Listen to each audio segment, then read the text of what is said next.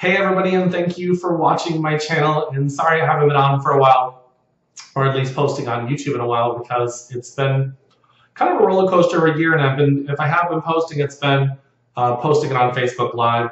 But there has been an exceptional amount of changes in my life. I actually went back into a corporate job as a training specialist, and of course, most of you know I've been doing that off and on for over 20 years now. And so I've also been teaching and studying metaphysics and spirituality for over 20 years as well. So I'm going to be kind of blending these two worlds together in this video, and there's a reason. And so I'm going to be using some terms that might not be as familiar to you, but just bear with me because I am going to segue them, blend them together, and explain it. Okay? So agreed.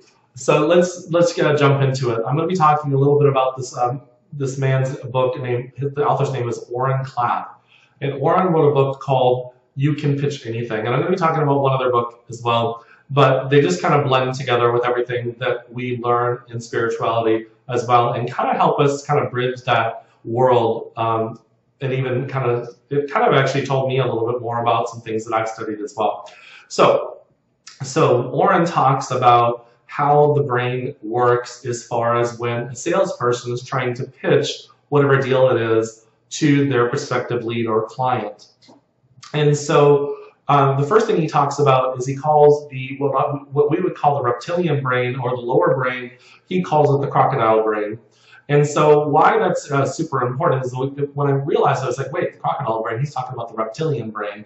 And he also talks quite a bit about the neocortex, or some people refer to that as the Olympian brain. Okay, so these two aspects or layers of your brain do very different things. And so the crocodile brain, or the reptilian brain, actually has that's the part of your brain that has the fright or flight impulses or reactions. Those are the ones that when something happens, we immediately jump and we react. Instead of having a proactive response, sometimes we jump at things. And the reason why we do this is because of our framework of how we see the world, or some people would refer to that as our paradigm. And our paradigms are based on our past experiences, things that have happened to us in our childhood, from our parents, our school teachers, our jobs, whatever, past relationships. If we go into more metaphysical areas, we can say past lives or past experiences, but more in the quantum state of mind and stuff like that. It doesn't matter necessarily how you believe it, just these past experiences form this framework of how we see the world.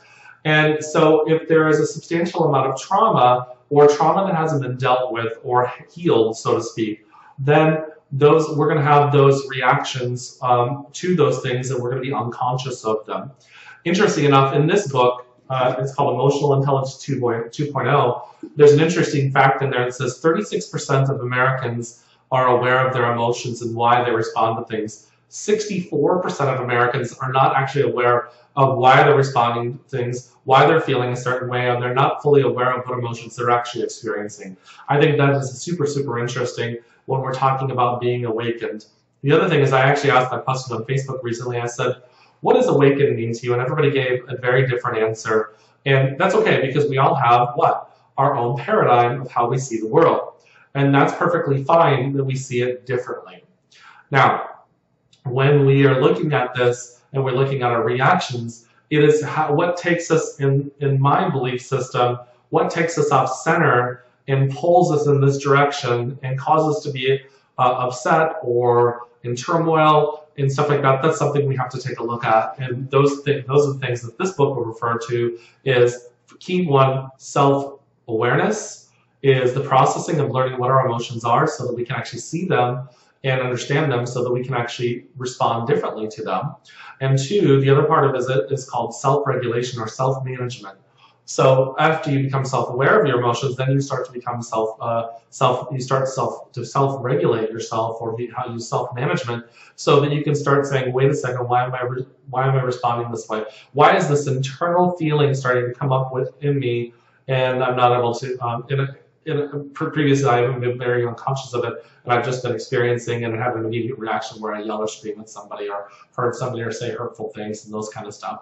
So, interesting. So I just want to bring up a couple things when we're talking about this crocodile mind. So the crocodile mind is the part, when Warren is talking about this in his book, when let's say that you, that somebody's pitching to you, they're pitching whatever deal it is they want you to buy, or whatever it is that they want you to purchase. They are pitching from the neocortex, the Olympian brain. The person receiving that is actually receiving with the crocodile mind, or the reptilian mind. And the reason why is because the neocortex is, we're pitching from that, because that particular salesperson, they understand fully of what we're actually what they're trying to sell to somebody. They know their products, they know their company, they know what they're trying to get you to do, they know what the prices are, all that kind of stuff. And so now the reptilian brain, or the crocodile brain, has no idea. So what happens is the crocodile mind starts to process with its past, its paradigm, its framework.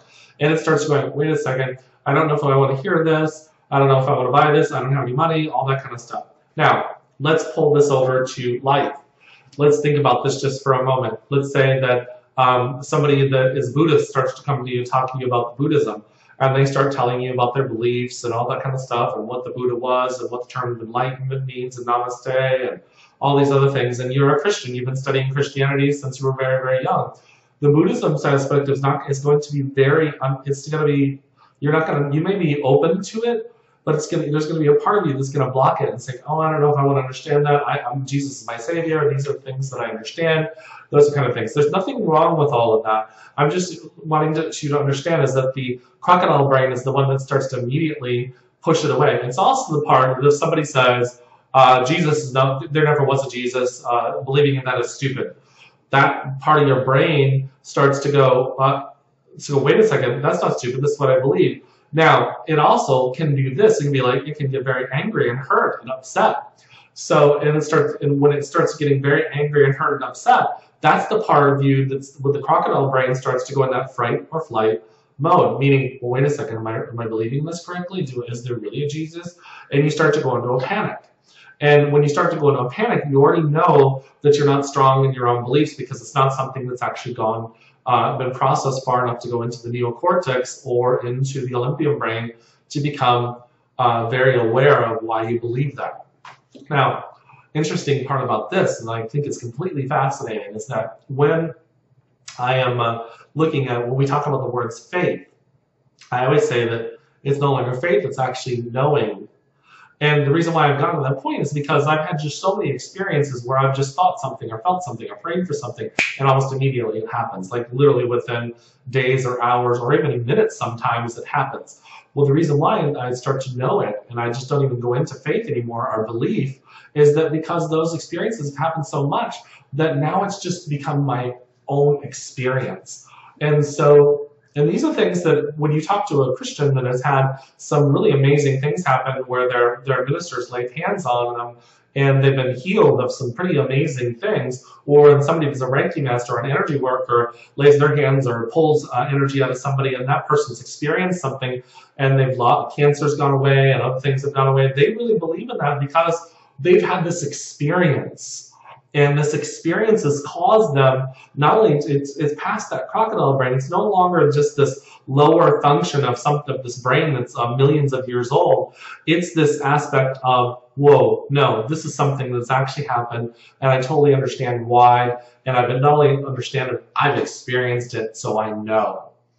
And so that's the same thing with people that have near-death experiences, or people that have immersed themselves in different types of study, like conspiracy theories and stuff like that. They fully believe in this. And it's because some of them, as they've studied, they've had these amazing experiences, or sometimes very scary experiences.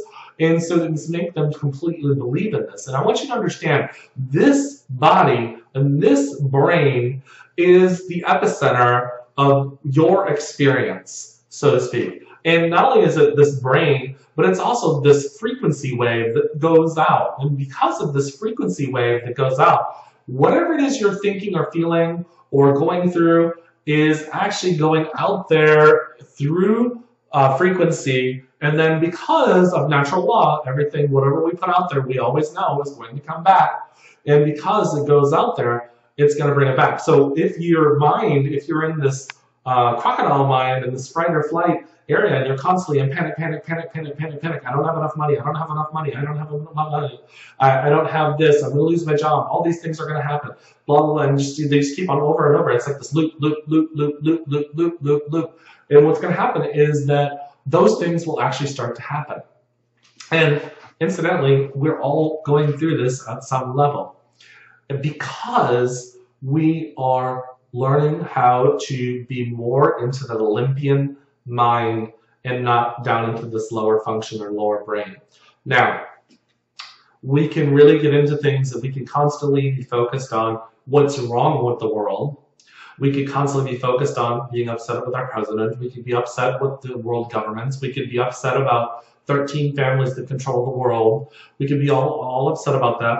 And there's a certain point where you're studying all that where you have to say, enough. Enough. We can also go into studying about aliens and ETs coming here to save us. We could be continue to study to prove to ourselves that there's ET or aliens out there. But hey, let's just put it to you this way. It's pretty ignorant of us to think that we're the only beings on this one little planet universe. That's all I need to know. That means I know that there's beings out there in this infinite galaxy. And so I don't need to know anything else. I don't need to argue about whether we're a flat earth or a spherical earth. I don't care. What I do know is this, is when I understand when we're talking about this crocodile mind and this neocortex, is that I need to be practicing this part of this frequency of whatever causes me to go into that fright or flight, panic mode, and what brings me back into peace. I just had a kind of a breakdown about 3 weeks ago with all my friends, and I had to set boundaries. My friends actually haven't been doing anything wrong. It was me that has always been there for everybody and always helping everybody. And it was just this point where everything was kind of converging in on me, and I just freaked out. And so that was something I had to take a look at, and then I had to go apologize to all my friends. And then, yes, I set boundaries, and I did it in a very loving way.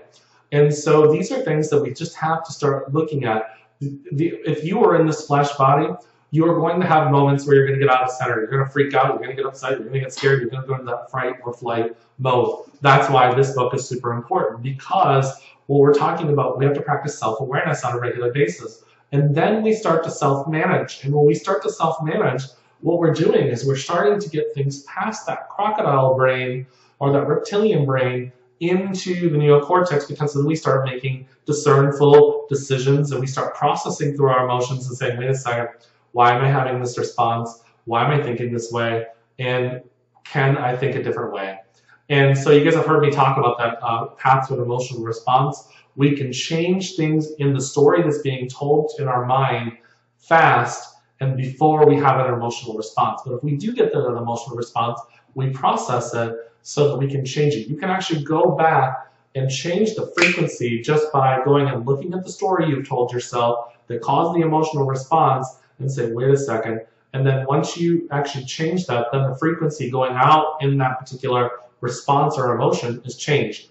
Now, once you put it out there, then the frequency goes back into alignment, and it's like a tuning fork. You're back into this third space C, you're in this Om state, so that frequency is starting to go out, and love starting to go out, and compassion starting to go out. The fact that I deserve everything that's divinely given to me is going out, and everything is just flow, flow, flow, flow, flow. And so we all have room to practice. And so it's just really important to be aware of how our physical brain works is this processing. When we get into this higher state of mind, higher consciousness, and then the torus or the field around us goes into alignment and everything flows in and flows out perfectly for us. So that's just some things to think about. I'm going to jump off here and I'll be doing some more recording later. Peace, everybody. Much love.